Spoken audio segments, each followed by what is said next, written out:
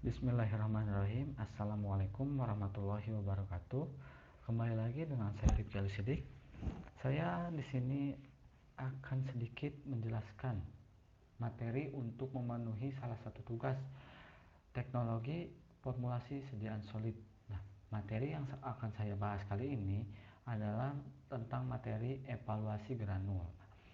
Evaluasi granul ini merupakan pengujian-pengujian yang dilakukan pada proses sediaan granul yang akan dilakukan eh, yang akan dilakukan sediaan tablet atau kapsul. Ini dilakukan pengujian terlebih dahulu.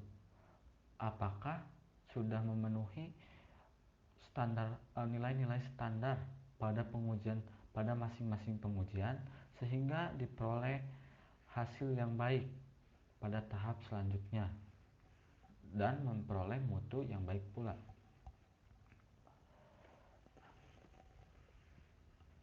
Pengujian yang pertama yaitu ada pengujian sifat alir atau daya alir menggunakan cara langsung. Nah, tujuan pengujian daya alir ini adalah menjamin keseragaman pengisian ke dalam cetakan sehingga diperoleh bobot tablet yang rata atau sama.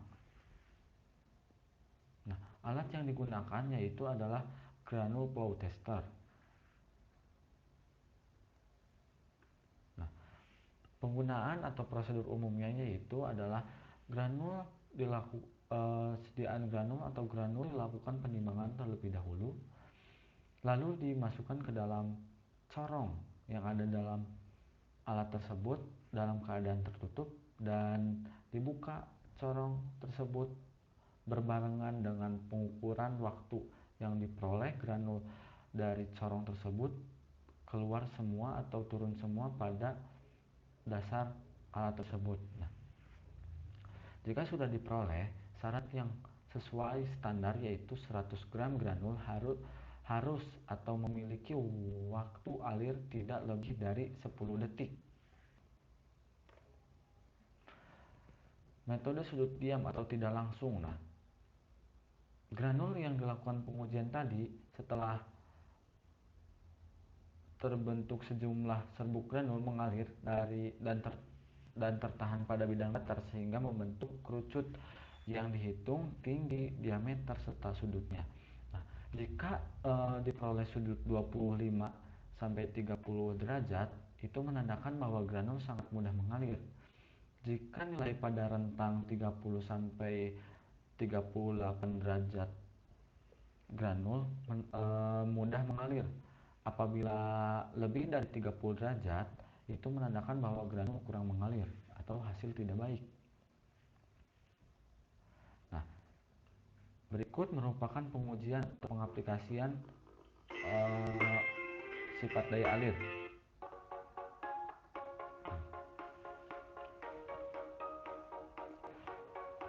Alat yang digunakan merupakan flow tester.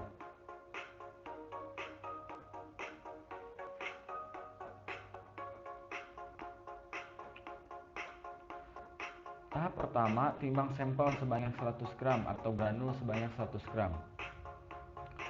Masukkan sampel ke dalam corong dalam keadaan tertutup. Tutup corong, kemudian catat yang dibutuhkan sampai sampel habis.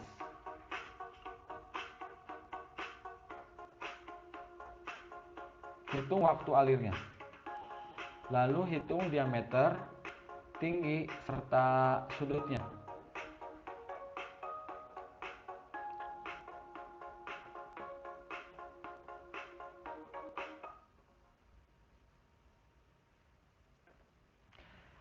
Selanjutnya yaitu uji kerapatan mampat dan kompresibilitas. Nah, uji kerapatan mampat dan kompresibilitas itu menggunakan tab density atau tab tester.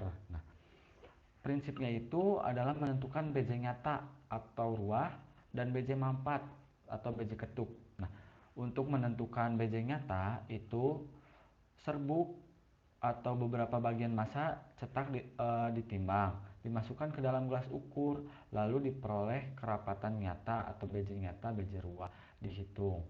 dan tidak dilakukan pengetukan. Nah, untuk menentukan BJ mampat atau ketuk, dilakukan pengetukan gelas ukur menggunakan alat uji kompresibilitas tap density hingga volume granul konstan sebanyak 500 kali. Nah, diperoleh kerapatan mampat BJ. Nah, untuk memperoleh BJ mampat ini adalah berat granul gram per mili dibagi volume granul konstan. Berikut adalah prosedur umumnya. Granul dilakukan penimbangan lalu dimasukkan ke dalam gelas ukur yang akan dilakukan dua perlakuan. Yang pertama itu menentukan BJ ruah, yang kedua itu menentukan BJ mampat. Nah, dalam menentukan kerapatan mampat dan kompresibilitas ada faktor-faktor yang mempengaruhinya. Ada hubungan antara indeks Carr dengan jenis granul.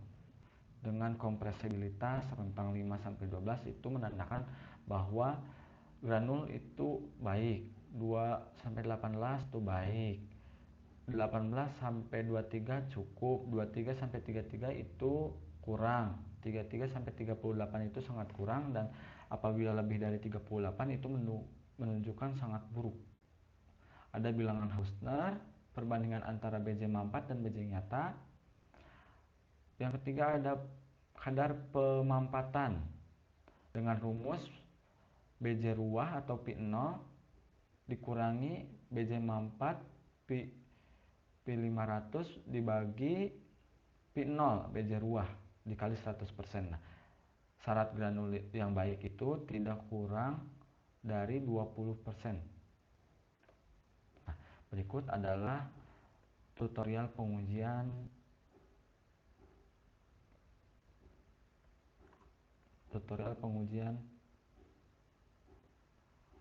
Selanjutnya kita melakukan uji kompresibilitas atau pemampatan granul. Langsung saja. Ini dia terpisah dia menggunakan. Untuk melakukan pengujian ketuk atau BJ mampat itu dilakukan pengetukan sebanyak 500 kali untuk mendapatkan hasil yang konstan. Lalu dilihat berapa volume yang diperoleh, lalu dilakukan perhitungan. Sedangkan BJ ruah itu tidak dilakukan, langsung serbuk sehingga tidak dilakukan pengetukan.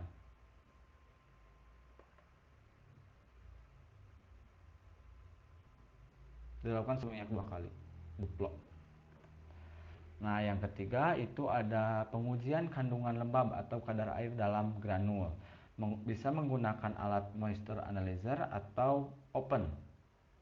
Nah, pengujian kandungan lembab ini adalah untuk menghitung jumlah air yang hilang selama proses pemanasan. Nah, tujuannya itu untuk mengontrol kandungan lembab granul sehingga dapat mengantisipasi masalah yang terjadi selama proses pengempaan tablet, terutama kandungan lembab yang menjadi faktor penyebabnya. Nah, untuk mengontrol kandungan lembab granul berkaitan dengan pertumbuhan mikroba jika granul tidak langsung dikempak menjadi tablet. Prosedur umumnya yaitu granul dilakukan penimbangan atau berat basah, bobot basah, lalu dilakukan pengeringan pada open atau pada moisture analyzer pada suhu tertentu dan waktu tertentu. Lalu diperoleh bobot kering, ditimbang kembali. Nah, lakukan perhitungan. Nah, syarat standarisasi pengujian kadar lembab ini tidak boleh lebih dari 2% sampai 4%. Berikut adalah video pengaplikasian pengujian kadar air pada granul. Bahan amoksisilin. Nah, banyak 5 gram. Lakukan penimbangan pada granul.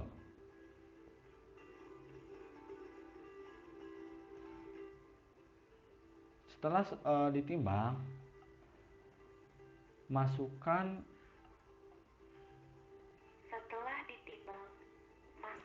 bahan ke dalam alat MCB secara perlahan dan alat lihat moisture angka yang analyzer. muncul ketika alat MCB ditutup untuk menentukan. Lalu tunggu sampai muncul lampu warna hijau. Setelah muncul tanda warna hijau, angkat tutup alat MCB. Setelah itu, angkat bahan dan tutup kembali alat MCB.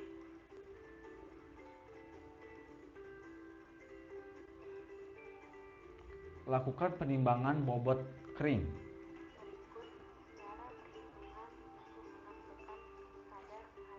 Cara menghitung kadar air itu adalah bobot basah kurangi bobot kering per bobot kering dikali 100%.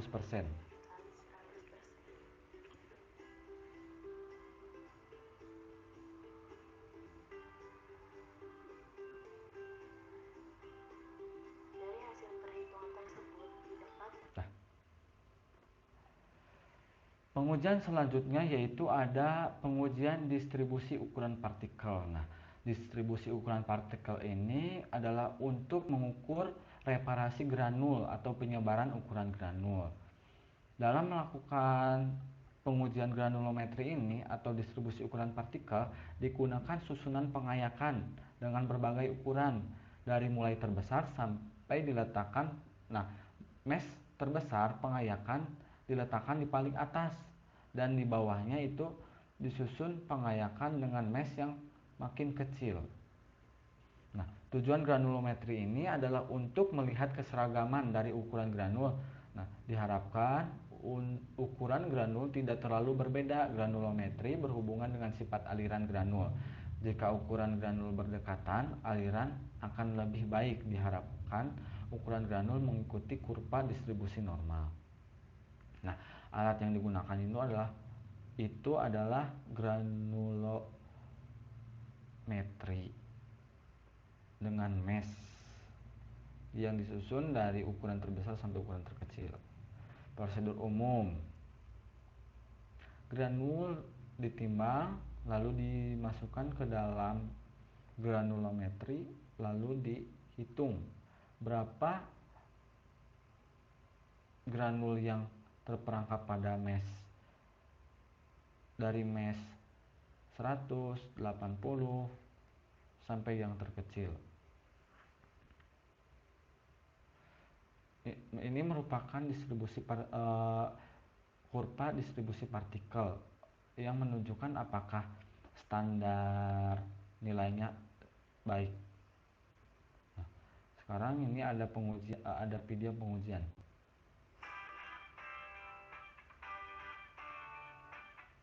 Praktikum kali ini adalah praktikum ukuran partikel ayakan.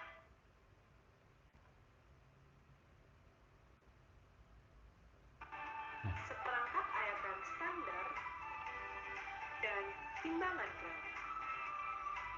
Penentuan distribusi ukuran partikel dengan metode ayakan sebagai berikut.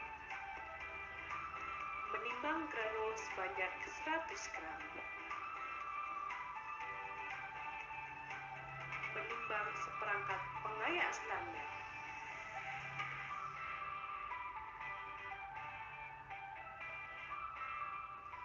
Menyusun pengayak tersebut dengan diameter lubang terbesar diletakkan di paling atas dan pan penampung di paling bawah.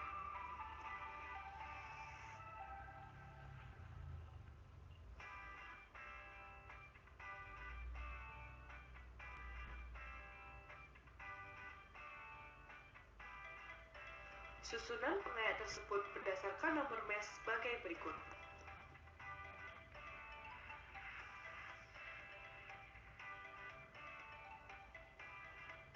Nomor mesh 25, nomor mesh 35, nomor mesh 40, nomor mesh 50, nomor mesh 80,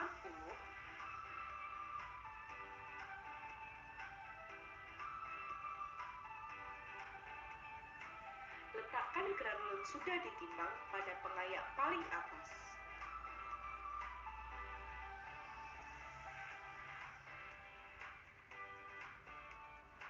Lalu menutup pengayak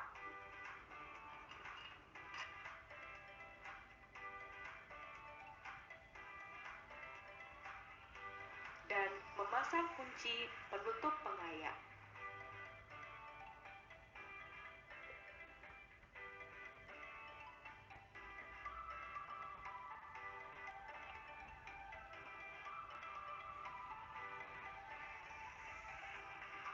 Menghubungkan ayakan ke sumber listrik sebesar 100 rotation per menit.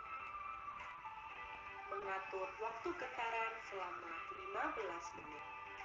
Setelah 15 menit, lepaskan kunci dan penutup dari ayakan. Menimbang ayakan dan pan penampung yang berisi granul. Lalu, membersihkan seperangkat ayakan standar dengan kuas.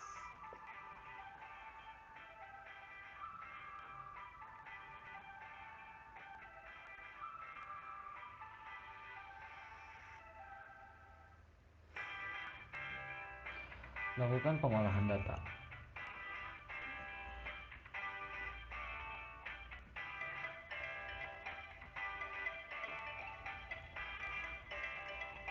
Dari mes terkecil sampai terbesar.